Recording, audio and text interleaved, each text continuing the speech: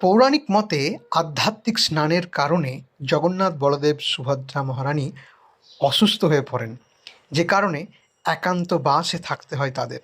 এরপর 15 দিনের জন্য মন্দির বন্ধ করে দেওয়া হয়। কয়েকজন পুরোহিত বৈদ্যর মতো ভগবানের সেবা করে, তার চিকিৎসা করেন। অসুস্থ হয়ে পড়ার পর রত্নজড়িত বস্ত্রের পরিবর্তে শ্বেত বস্ত্র পরিধান করা হয়, আভূষণও খুলে রাখা হয়, ভোজনে দেওয়া হয় ফল, ফলের রস, তরল পদার্থ। পঞ্চম দিনে বড় উড়িয়া মঠ থেকে ফুলেরই তেল আসে, যা দিয়ে হালকা মালিশ করা হয় ভগবানকে। এরপর রক্তচন্দন এবং কস্তুরীর প্রলেপ লাগানো হয়, তার সাথে কিছু আয়ুর্বেদিক ঔষধ খাওয়ানো হয়। ভগবান তার ভক্তদের সাথে এইভাবে লীলা করে থাকেন। দৈত্যাপতিরা ভগবানের সেবা করেন। শ্রীকৃষ্ণ